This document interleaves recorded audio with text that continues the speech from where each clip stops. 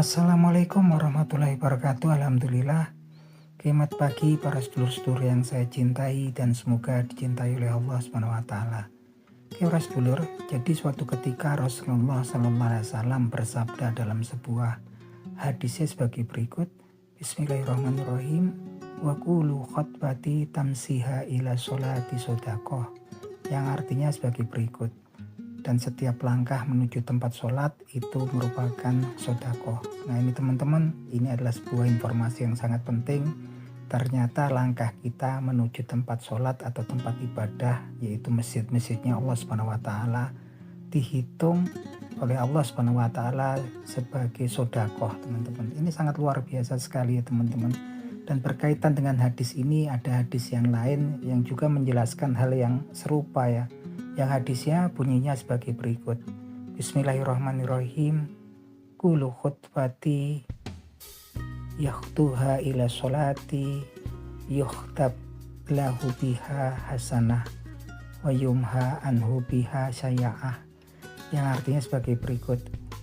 Setiap langkah menuju tempat sholat akan dihitung dengannya kebaikan, dan langkah yang lainnya akan dihitung sebagai penghapus dosa atau keburukan. Nah teman-teman, ini sebuah informasi yang gak kalah penting. Ternyata langkah seseorang menuju tempat sholat atau tempat ibadah, yaitu masjid-masjidnya Allah SWT, jadi setiap satu langkahnya akan dihitung sebagai hasanah atau kebaikan, sedangkan langkah kaki yang satunya lagi dengannya akan dihapus keburukan, dosa ataupun kesalahan daripada orang yang berjalan ke tempat sholat tersebut. Nah teman-teman, dulu waktu kecil saya sering dengar ya teman-teman. Jadi kadang-kadang wah kalau semakin jauh tempat sholatnya pahalanya semakin besar ya.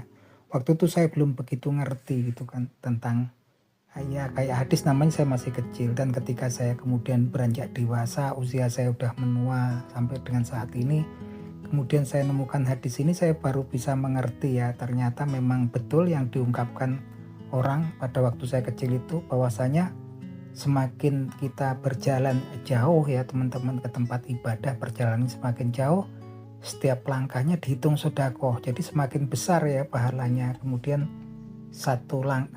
kemudian semakin jauh tentunya setiap langkahnya dihitung satu kebaikan, langkah yang satunya lagi dihapus keburukan ataupun dosa-dosa dan kesalahan kita.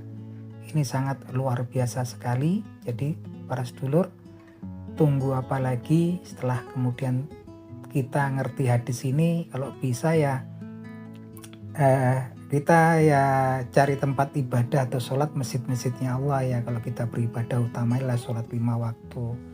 Yang agak jauhan dikit nggak apa-apa, biar pahala yang kita dapatkan besar, karena memang inti daripada kehidupan kita di dunia ini adalah kehidupan sesaat, yang mana kemudian di dunia ini kemudian kita mengumpulkan amal pahala, karena yang kekal adalah kemudian amal pahala, amal soleh di sisinya Allah Subhanahu wa Ta'ala, yang kemudian sebagai bekal kita di kehidupan kita, di kehidupan akhirat kelak.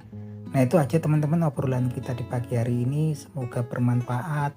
Akhir kata wabillahi taufik wal hidayah. Wassalamualaikum warahmatullahi wabarakatuh.